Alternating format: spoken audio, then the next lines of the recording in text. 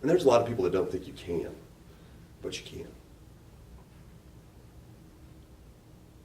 So, and I think that these two, once again, get a lot of credit for not backing down. Now, you know, are we ready for prime time yet? No, that's the answer. We just saw it. We are in our fight.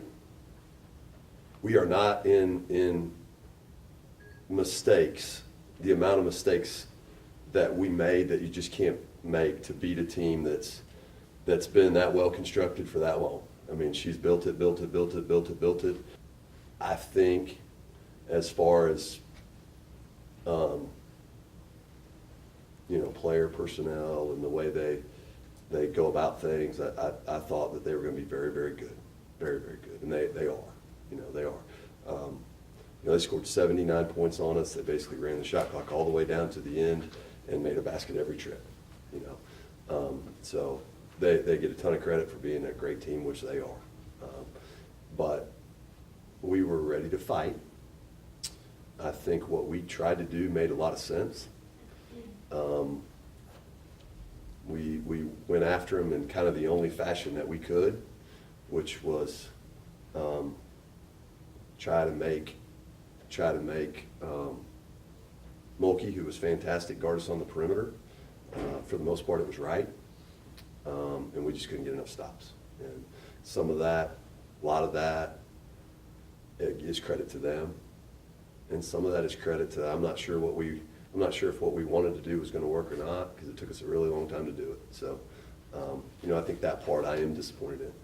You know, I am disappointed in that. I'm proud of the fight, proud of the fact that we were there, and yet I know the next. I mean, UAB is really, really, really good. That's the next team. We're going to have to be better in what we're trying to do to beat UAB. And then we got Middle Tennessee after that. At Middle Tennessee, that they're unbelievably well coached, very, very talented.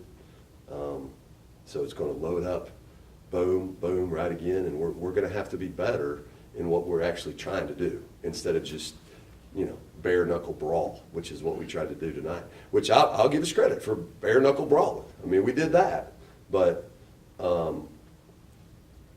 know, we just have to be. The details have to be better. You know, we have to guard the ball better. You know, I don't know what we do right now with 6'9" and 5'7" in the post. I mean, that's a tough one for us. But it'll be a tough one next year too. With, you know, we'll be a little bit bigger probably, but it'll be tough next year too. She's a heck of a player. The focus that you all had on Mulkey, it seemed like they backdoored y'all and had some cuts off the ball that got them to the rim. How difficult is it when you're focused so much on making sure that she's not just burying down in the post, that guards seem to lose those cuts a little bit? Well, they're really patient on offense, and you know, I think that our guards, you know, you've got to guard. I mean, they cut, then they throw it to her, and if you turn and look at her, they're gone. You know, but that, I mean, yeah, I can't remember your question, but that's a difficulty in guarding them. You know, is that they all can shoot. Okay, they're 6'9" inside. Agwu McKay is fantastic offensively and defensively and on the glass. And they're all very athletic, and they're all pretty big. So, you know, you're not getting backdoored by a 5'5". You're getting backdoored by a 5'10" that can get you in there. So, yes, that's something it's all hard. I mean, I guess that's what I'm saying. You kind of, when you're developing how you're going to try to guard them, you sort of have to pick your poison. And early in the game, we did not want Mulkey running to the rim unattached, and she was. The whole first quarter and the 5 minutes of the second quarter. Just run, layup. You know, we didn't want that. What we wanted was somebody behind her and make her make shots over us, and then, you know, I'll be darned, she can do that too. And then the second half, we were a little bit better, and then you're right. And then they have fantastic guards that They cut, and then pretty soon they're open. And Mulkey did a nice job of delivering. So, We'll go down 16. I think it was 15 or 16 pretty early in the third. But these two beside you sort of just willed you all back into that game. Could you tell, though, that it was going to take a toll in the fourth quarter as far as the fatigue? Somebody else needed to step up and sort of help them with the scoring balance? well, not really. I mean, they can load it up and play. I think in the fourth quarter we pressed, quite frankly. I mean, you have to remain patient. You have to remain patient. You know, in the first quarter, you can't attack Mulkey at the rim. That's a loser. You know, that you're going to get beat. But you can attack her and make her help and then get rid of it, and then one of our other ones can bang a shot. And I just thought in the fourth quarter we pressed a little bit too much. But you know, no, these two, they got plenty of gas. They got plenty of gas. All right, and you know, our team. I'm very proud. Like you said, 16. I mean, that could have gone. You're kind of on a razor's edge right there. And how's it going to go? Okay, you know. Now, I think from a competitive standpoint, this should be a really big boost for us. Okay, and honestly, from the other standpoint, it should be a really big boost. If we're made of the right stuff, then we'll learn a lot from this too. That to beat the best. I mean, I don't know what percent they were on how she wanted to do things, but they're at a higher percent than we are. Okay? They're at a higher percent than we are. I don't know. Maybe they were 90% good with their defensive scheme and stuff. You know, we wanted to shoot 30. I wanted to shoot threes. Nobody shoots threes on them.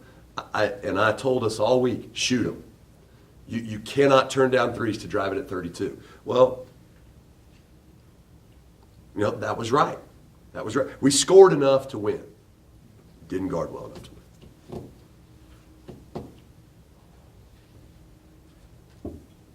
Question to student athletes. Shayna and TP, for both of y'all, really. This time last year, you know, taking on the best and knocking off number one and trying to ascend to number one might not have been in your all's mindset. How has the culture changed of this team over the last year, looking back? It's changed a lot because this time last year, we were not fighting. We would just lay down if a team went up 16. We would just let them pound us until the game was over. And I think that's what I like and love about this team is we just fight. We don't care who you are. We're going to lace up just like you are, and we're going to fight you until the end of the buzzer. And I'm proud of my team's effort tonight. We stuck with the number one team, and hopefully we get another shot later down the road. TP, you mentioned you all getting better from this. What do you all look at going forward? I know that you know, road's never easy in CSA. What do you all do between now and Thursday to get ready? Preparation, focus, because we weren't that prepared, honestly, tonight. We messed up a couple things that we shouldn't have messed up, and that comes back to focus. So we got to focus better. I think some of it was we ramped up. I mean, a great crowd. I do appreciate that a lot. I know our players do. You know, I know our athletic department worked really hard to get the word out there that there was a very, very good team coming in here, and we were pretty good too. And I don't think either team disappointed. You know, so you know, I think some of that. I told them that I wasn't that happy.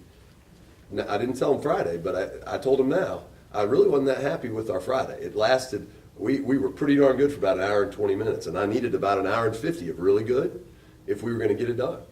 And I think that showed up. Honestly, I think that showed up. I think that's the next step. Can we extend our attention span so that we are ready. You know, we were ready for everything competitively, but you know, we've got to be better on those Friday one-day turnarounds in locking in.